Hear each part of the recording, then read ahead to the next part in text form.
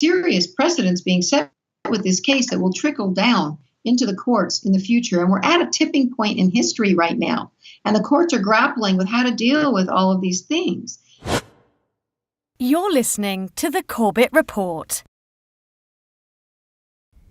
Welcome, friends. James Corbett here, CorbettReport.com. Today is the 10th of June, 2017, and we are talking to Lynn Ulbricht. And I'm sure that name is familiar to a lot of the audience already, but for those who are not familiar, Lynn is the mother of Ross Ulbricht. And the website that you're going to want to go to get informed about Ross Ulbricht and the case against him is freeross.org. Of course, that will be linked in the show notes, where you can read about the story of Ross Ulbricht, who was arrested in October of 2013, charged and eventually convicted of being the founder and administrator of the Silk Road website. And that is a large case in and of itself and lots to go through. Again, I'm sure a lot of you have heard this story in other venues before, but this is your first time on the program. So Lynn Ulbricht, thank you very much for joining us here today. Oh, thank you, James, for having me. I really appreciate it.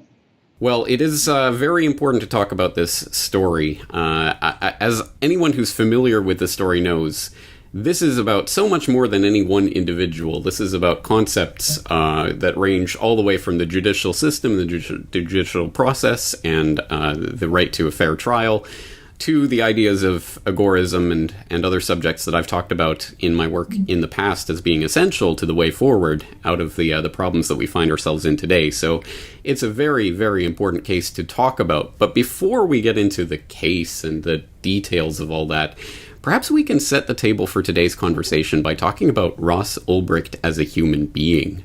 Can you tell us about him as you know him as a mother? As a child, as a person, what was he like in the world? Ross is an exceptional person, and people who know him and meet him say that pretty much consistently. He was a pleasure to raise. He was a very easygoing, mellow person, and he still is, but very intelligent, lots of fun, just a very pleasant person. And he grew into an idealist and someone who was very compassionate. There's 100 letters that were written to Judge Forrest about Ross from people who knew him personally, including 4 inmates. And they paint a picture of a person who is rare, exceptional, and in his compassion and his idealism and wanting to make a difference in the world, as well as just an easygoing, down-to-earth human being. And even journalists who said they were spent hundreds of hours talking to people about him did not find one person to say they disliked Ross in any way. And in fact, quite the contrary, that he was interested in helping the underdog, that he was very sensitive to others. That's really what he's like. He's a really amazing guy, and he's handled the situation so well and made a difference in the prison, tutoring, teaching classes, just been a blessing in there. So I think very highly of Ross. I'm not saying that Ross has no faults or didn't make mistakes, but he's a person of integrity and idealism. And his background and his original interests were in science? He was a physics major, and then he got his master's in material science. He was never a computer programmer, as the media says. Never knew a lot of programming languages or was very versed in that. He's a scientist, and he was very interested in how the world worked and worked in solar energy and all kinds of interesting things, and wrote academic papers, which I couldn't understand at all. And, and then he became very interested in the liberty movement with Ron Paul's campaign and in Austrian economics and agorism and those philosophies. And according to the story that we've been told through the case that was brought against him, it was in 2010 that he began working on what became the Silk Road and ultimately led to his arrest in 2013. Can you tell us about the Ross Ulbricht story from 2010 to 2013 from your perspective? What was he doing at that time? What was he talking to you about at that time? He was he was doing financial things with people. He was working on a Bitcoin exchange. He told me about Bitcoin and asked. I said, "Well, should I buy some?" And he goes, "No, Mom, it's too volatile." I think it was worth about $1 then, so not very good advice there. But so he was an entrepreneur. He had a used book selling business that actually he donated 10%, I think it was, or 8%, I think it was 10, to charity. And actually he's been involved in lots of volunteer work. But so he worked on the computer and had different adventures. He went out to San Francisco because a friend said, "Hey, I'm going to do a startup. Do you want to be involved?" And he thought it would be interesting. So he lived very simply, and so that's what he was doing from my point of view. He did spend time with us. We have a business in Costa Rica that's off-grid, out in the jungle, and he spent 6 weeks with us during that time. I don't see how anyone can run a worldwide, bazillion-dollar market from there. They barely send an email, but in any case, he loves nature. He loves being out in nature, and which is very hard because for the last 3.5 years, he's been in New York City in a very confined place that's, he's now been moved, but he still isn't, he's in transition at the moment. So from my understanding, and I haven't gone through all the documentation and I don't know the case back to front like you do, but from my understanding, it was during the time at which sentencing was coming up that Ross wrote a letter to the judge asking for leniency, asking to be spared his later years in life, knowing that there was at least 20 years sentence coming. And in that letter, he admitted to founding the Silk Road website? Yeah, he did. He admitted to creating it. He had the concept. And in fact, previous to that, he had created a video game. And actually, there's a LinkedIn passage about I've created a economic simulation. He told me the economic simulation was that video game. It was kind of modeled after World of Warcraft or Second Life type of thing, but it was based on Austrian economics. And his idea was to have this video game played all over the world where people could have an experience of voluntary free market interaction through a video game. And he talked to people about having it published. He entered an entrepreneurial contest with it, and it ultimately didn't sell. But so he was very involved with that. All right. So he said, I forget. Yeah. Anyway. Well, so from the outside perspective, then this looks like an open and shut case. So here's this guy. Mm-hmm. He's admitted to founding this website that was this vast drug organization. He was caught in the library with his laptop open, logged in as an administrator, DPR, Dread Pirates, Roberts. It seems like an open and shut case. What then is the defense? Why would you put up a defense against these charges?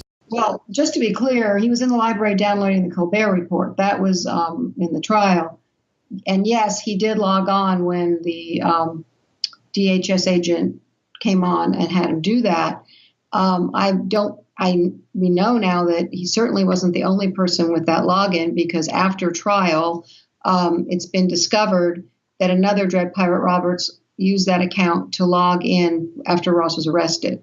So, yes, he did that when he was coached to do or asked to do that. But he says that he was set up, that he got back into it, that he got out of it, was working on a Bitcoin exchange, and then at the end got back into it, but that he wasn't running it the whole time.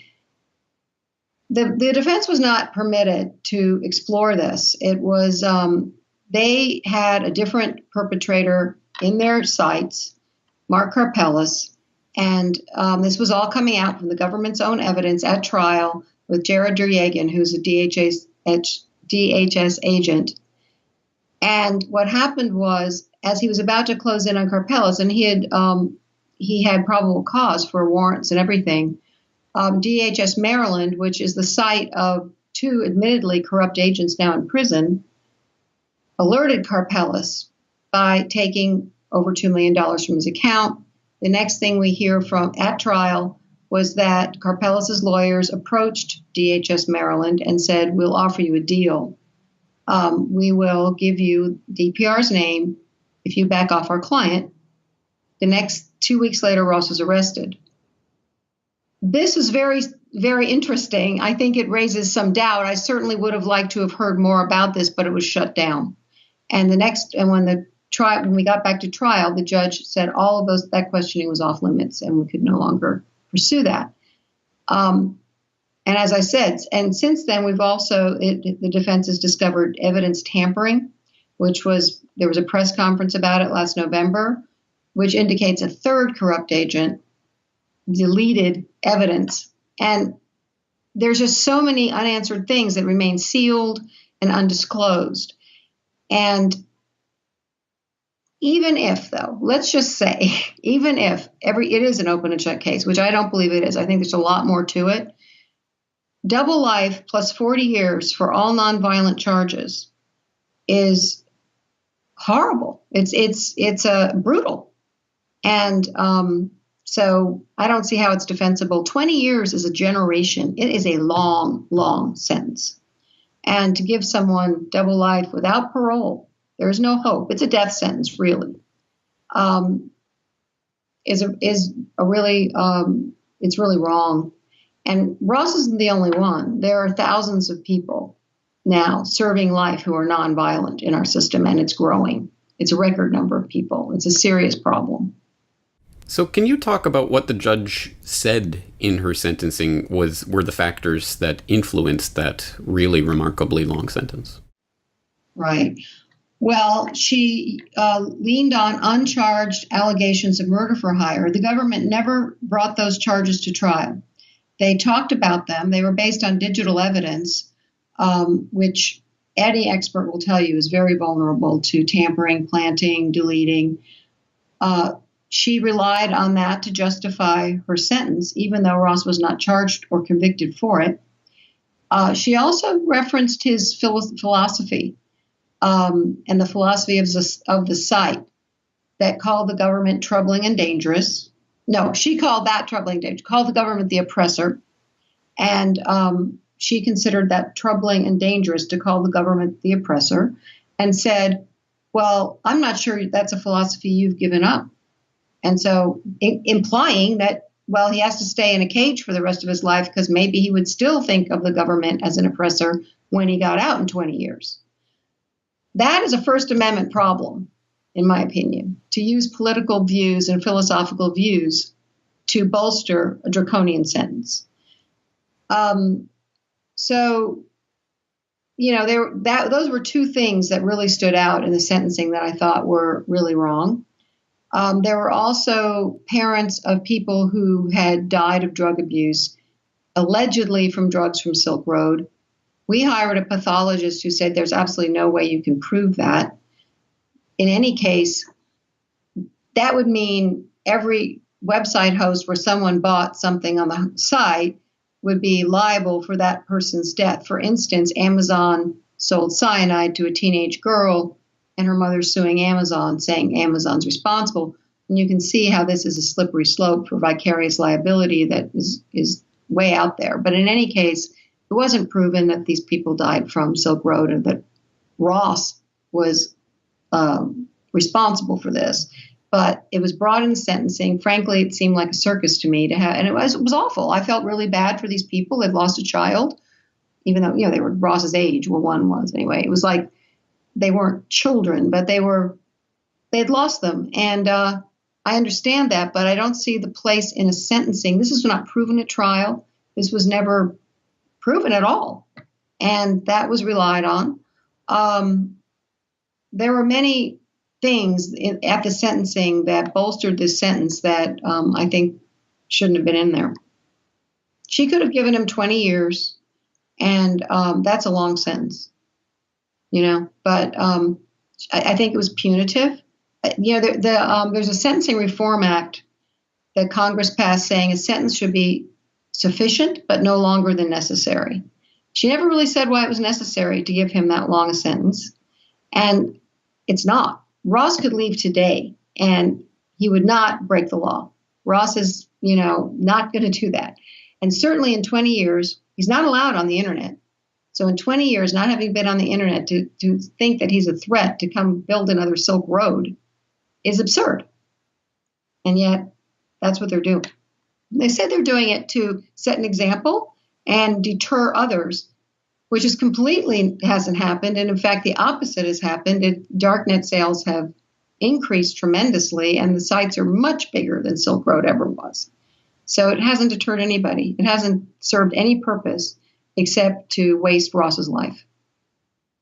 Let's just backtrack a little bit, because I think one of the most startling parts of this story that I think still a lot of people don't really know about in depth are the fact that we know there are convicted DEA agents and agents of various sorts that were absolutely involved in stealing from the Silk Road site, completely corrupt agents that had access to tamper with various chat logs and things, that their evidence was presented in trial, and the evidence that these were, in fact, convicted agents who had been rogue was disallowed from trial. That's really startling. Let's talk a little bit about that aspect of the story. Sure. Well, not only was their evidence disallowed, they were not allowed, the jury wasn't allowed to know they even existed. And one of them, Sean Bridges, who was working for the NSA at the time, by the way, the defense didn't even know he existed until after trial. And the defense fought this and said, look, this is relevant. The jury has a right to know that two corrupt agents were not only stealing from the site, but they were experts in crypto technology. They had the ability to change passwords, PIN numbers, chats on the forum and the marketplace. They could act as many aliases, including Dread Pirate Roberts, who Ross supposedly was the only one. They had all kinds of abilities to tamper with this evidence that the jury was shown. And yet the jury wasn't allowed to know they even existed until after the trial. And the defense said, well, wait, we'll just postpone. They said, oh, well, we have to do our investigation. We don't want to alert these agents.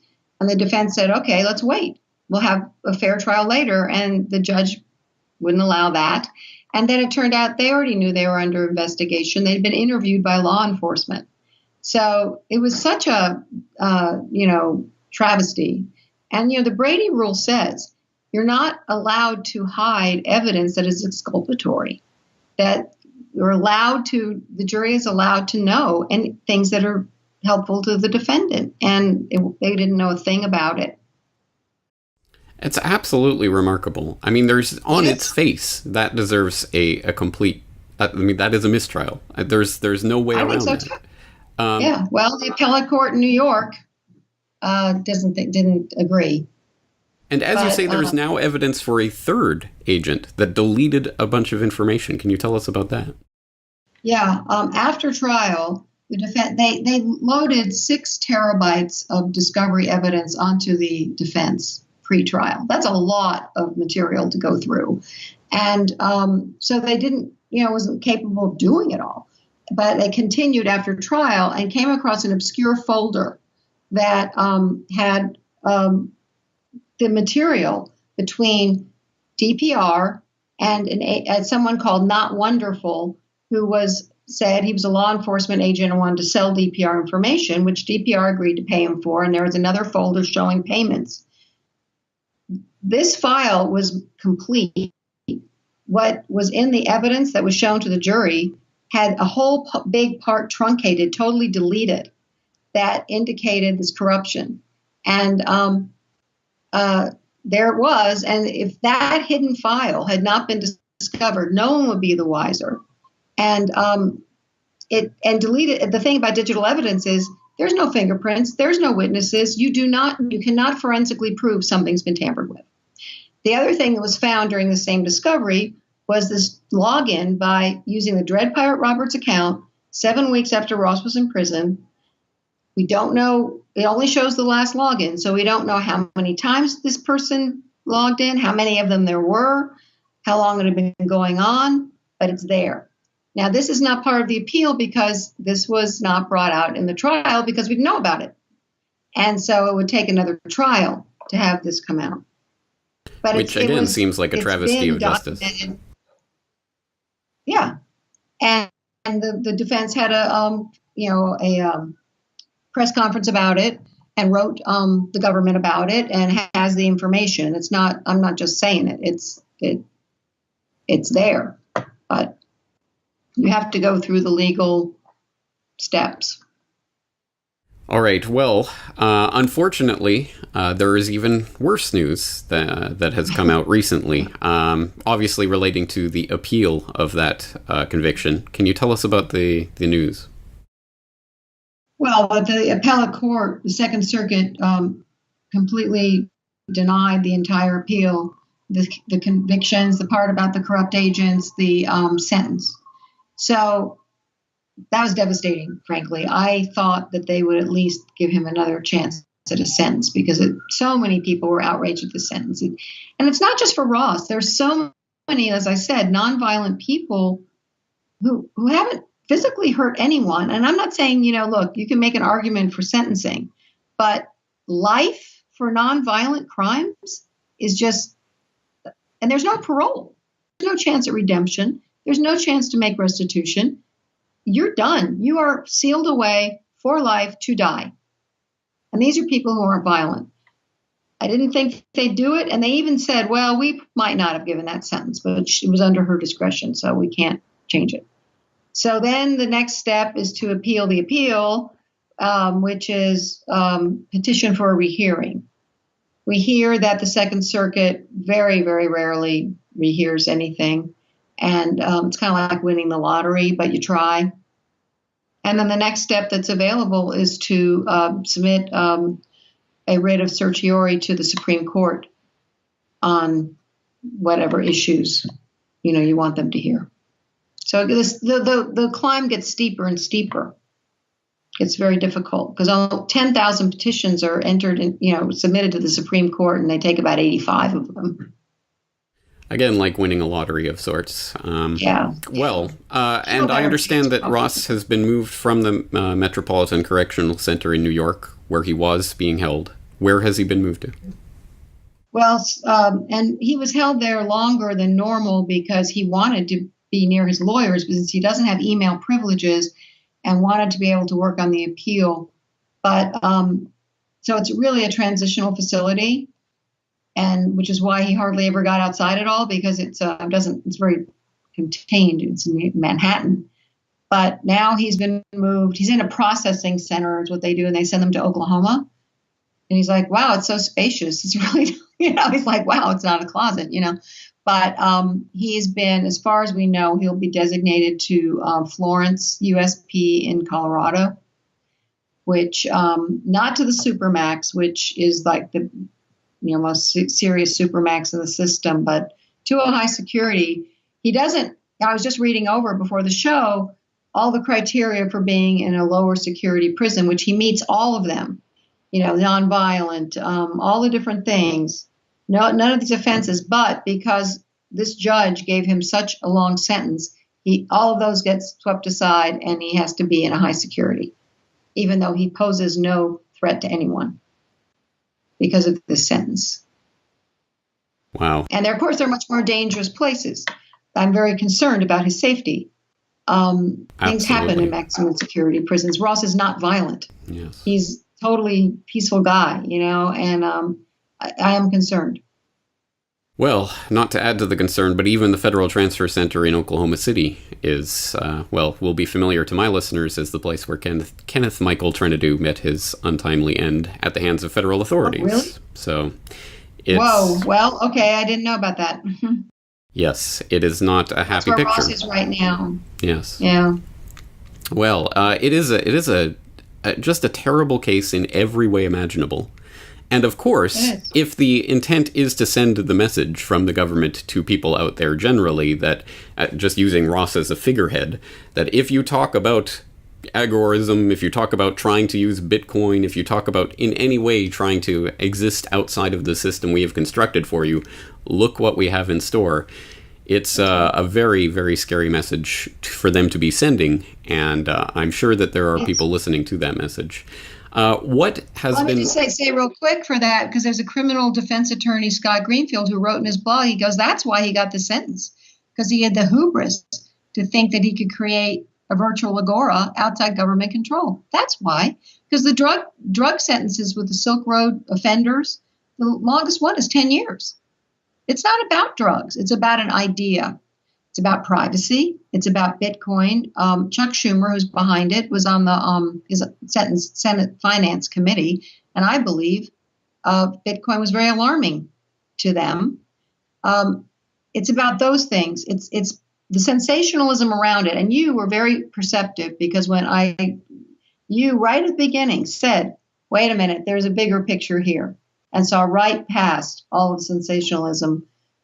Very few people did. So to your credit, because that's exactly what it is. And so anyway, it's about, you better not create an agora. You better not, because, and Ross is like the head on the spike of the medieval castle. That's what's going to happen to you. Now, it doesn't work, apparently, but that's what they're doing.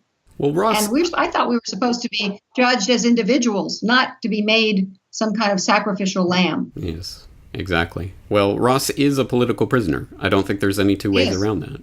Absolutely. Has he made any mention of that? Has he talked about that aspect of this? Well, I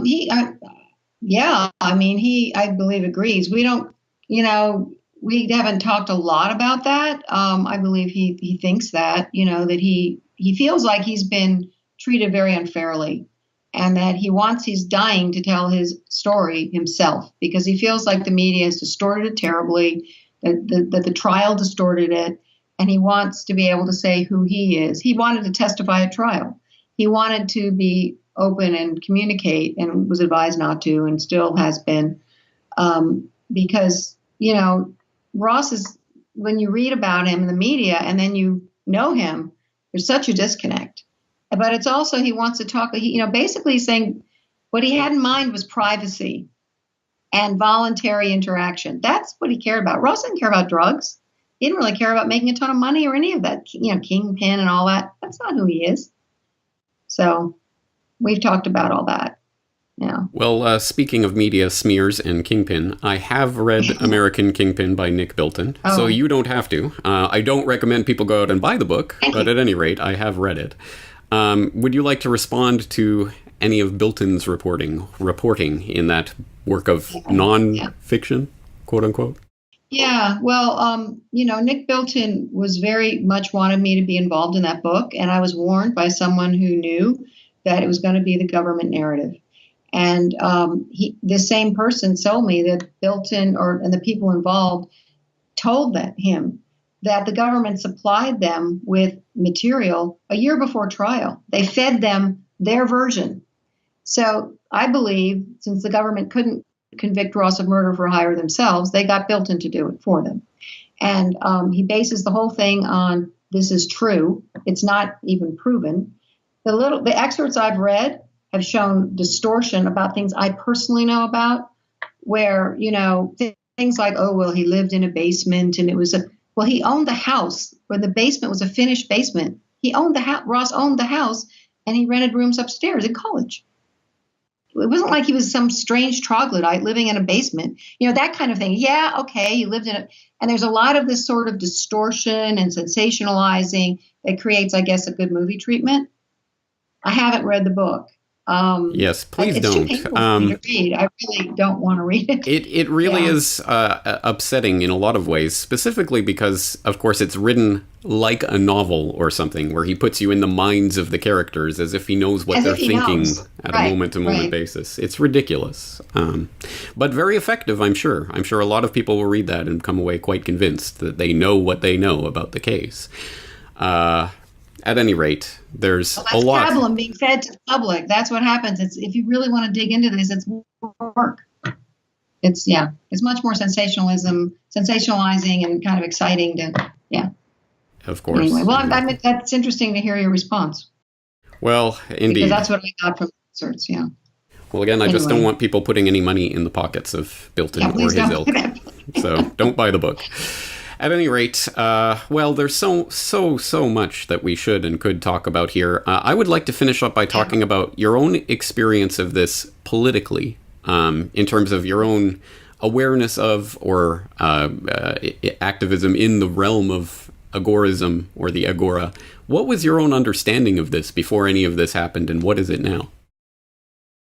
I would say I lean towards entrepreneur. My husband and I are entrepreneurs. We lean toward please leave us alone. When Ross was supporting Ron Paul, I certainly didn't disagree with anything there. So it wasn't a huge leap for me in that sense. But my eyes have really been opened by seeing up close and personal how the government operates. And I have been shocked and I have been alarmed.